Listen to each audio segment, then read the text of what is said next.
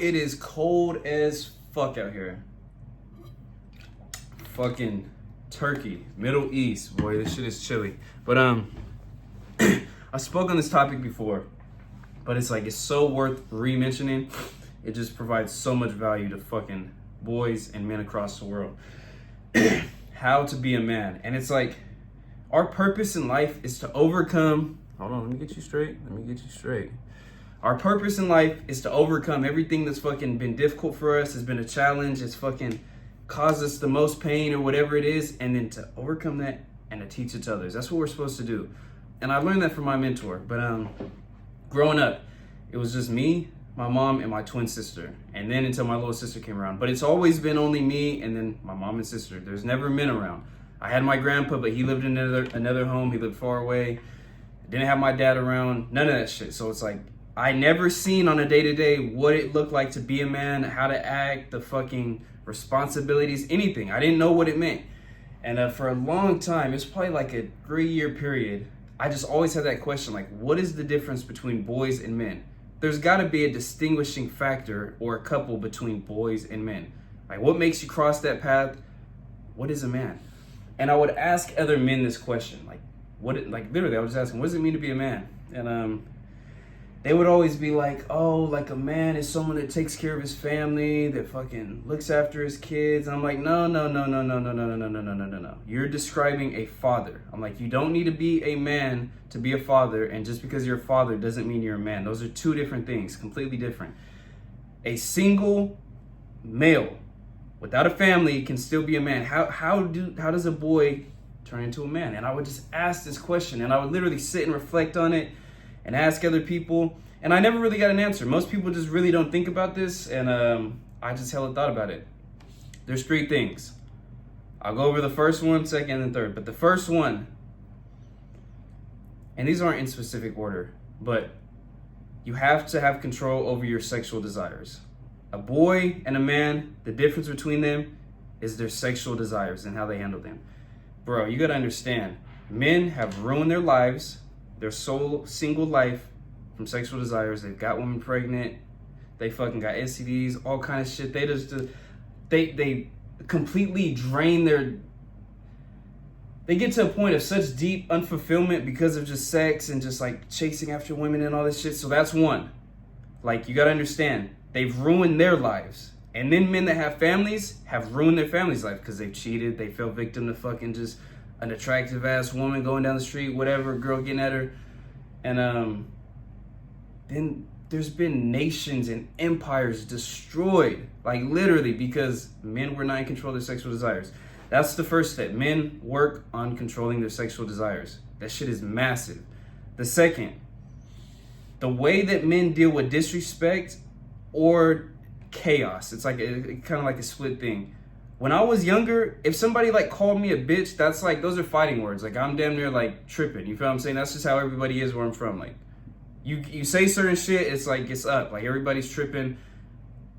Bro, as a man, you have too much self-respect and you have too much to lose to let disrespect dictate the way that you respond to something. As a man, you should not respond to people based off how they treat you. You should treat people because how you want to treat them, regardless of how they're treating you.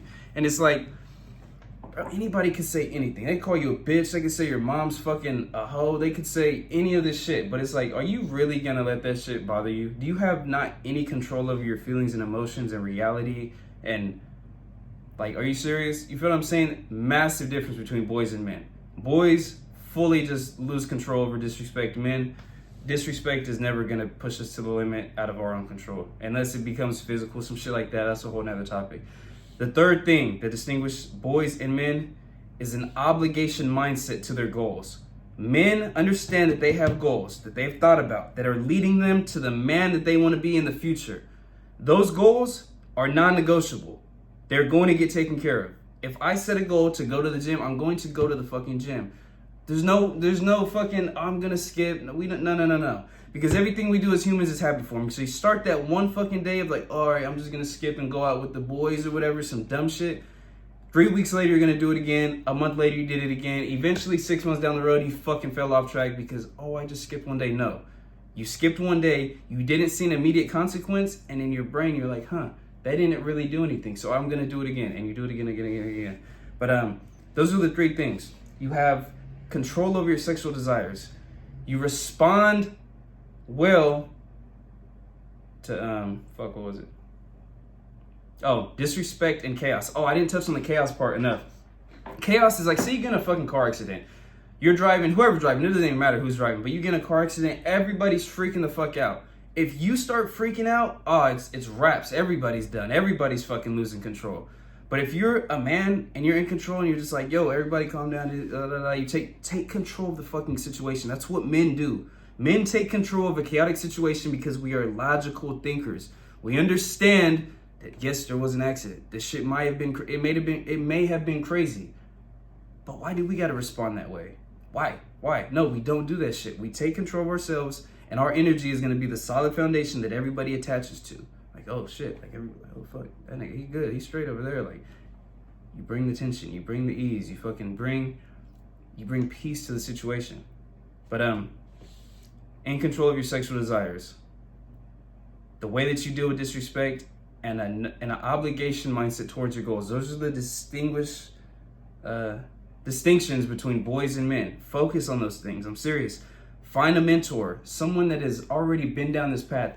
If you're fucking 15, if you're 18, find someone that's 25, that's 28, that's 23, whatever it is. It's clearly been around women, and like, ask them, how do you deal with the feelings of lust? I asked this dude, dope dude, he's gonna get on YouTube soon, but dope dude, I asked him that question, how do you deal with the feelings of lust? Just because it's an interesting question and how other men deal with it. Like, you gotta have deeper conversations with men.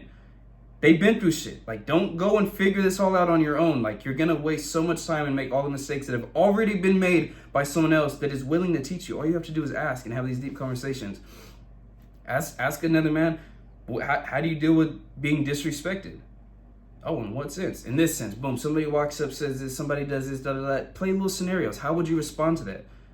This is how you really figure shit out. And then figure out for yourself what your goals are. You need to get a journal, and you need to self-reflect on the things that you want to improve or that you regret throughout the day, throughout the month, throughout your life that you just want to improve on. And set goals that are in alignment with the person that you want to be in the future. Focus on those three things. I don't care if you're 15 years old, you're considered a man in my eyes. If you don't fall victim to sexual desires, disrespect doesn't move you, and you have an obligation mindset towards your goals, you are a man. There's 30-year-old men, don't do that at all. There's 40-year-old men that don't do that at all. Those are the distinctions between boys and men. The future looks bright. Stay locked in. I'm gonna see you at the top.